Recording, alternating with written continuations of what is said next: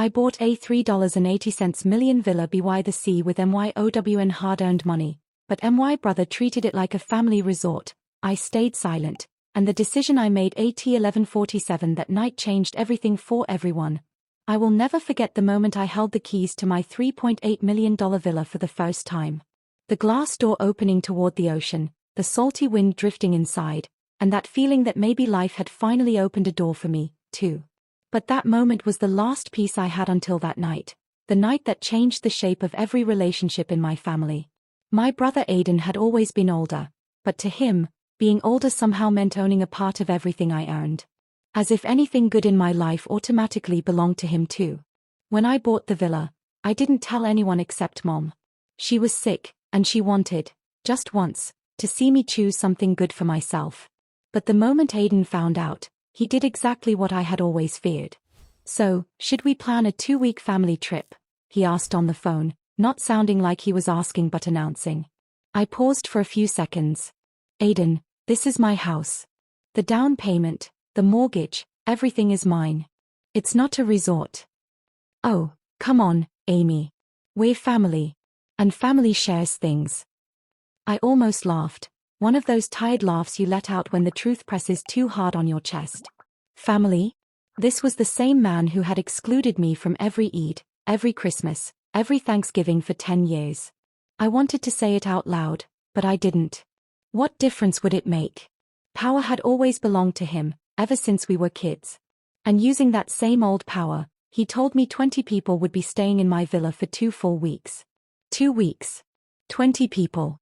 My stomach dropped, but I stayed quiet. I didn't argue. Maybe I was too exhausted. Maybe a part of me wanted to see how far he would go when he thought no one would stop him. When they all arrived for the first time, I honestly expected at least a tiny bit of gratitude, maybe a simple "thanks, Amy." But the villa filled instead with noise. Children screaming, luggage hitting the counters, women tossing their bags across my brand new kitchen island. And Aiden walking in with the same confidence he always carried, acting like the place existed solely because he wanted it to. He dropped a greasy pizza box directly onto my Italian marble countertop. I said nothing. He threw a wet towel across the poolside lounges. Nothing. That night, he invited his friends over for dinner, letting them treat my home like a rental vacation spot someone else had paid for. But something inside me was beginning to fracture, quietly, deeply, sharply. I remembered the years I spent in nursing school, working 2 jobs, walking 2 miles after night shifts because my car's transmission had died. I remembered the apartment I had given up to cover Mom's chemotherapy bills. Back then, too, Aiden had said, "You'll manage. You're strong." Being strong had never been a compliment. It was an excuse, something people said to justify their carelessness. And now, watching my oceanfront home being swallowed whole by people who believed they were entitled to it, something old and buried inside me finally rose to the surface. I didn't explode. I didn't argue. I didn't stomp my foot the way Aiden expected. Instead, I made a decision. At 11:47 p.m., when everyone was asleep and the waves were beating softly against the windows, I sat down at my laptop. I opened a file I had been preparing for weeks, my property rental agreement. I hadn't listed the villa on Airbnb Lux. Instead, I had been talking to a private luxury retreat company that specialized in high-end corporate and executive stays. They had been extremely interested. I typed the final line. Available immediately.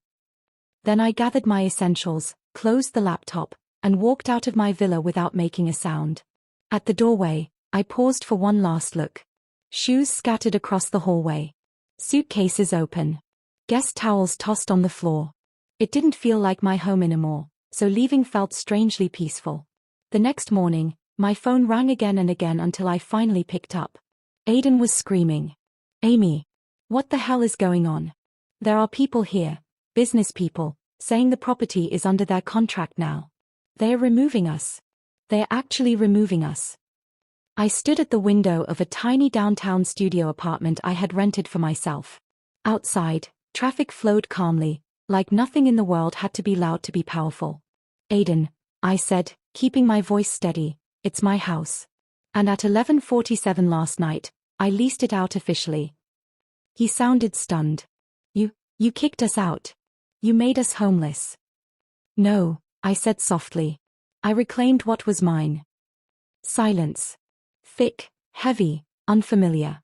For the first time in my life, Aiden had no answer. The retreat company handled everything professionally. Their team arrived with contracts, IDs, documents. They didn't yell or push, they simply stated the legal truth. My villa was theirs for the next several months.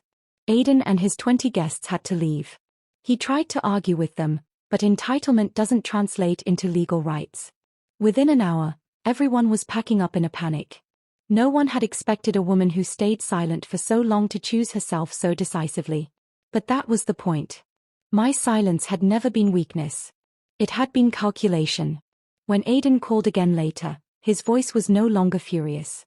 It was wounded. Almost small. "Why didn't you just tell me?" he asked.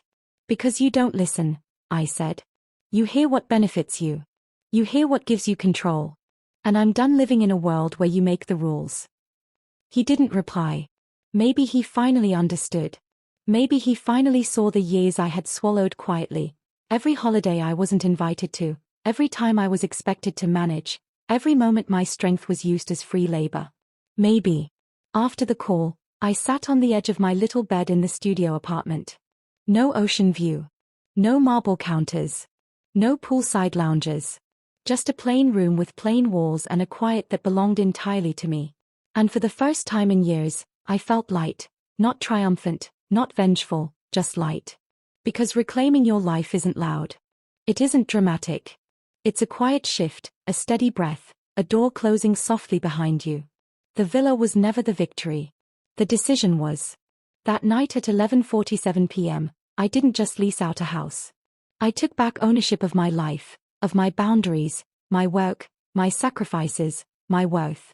And maybe that small miracle was enough. That moment when an ordinary person finally stands up and decides they are worthy, not because someone else said so, but because they finally believe it themselves.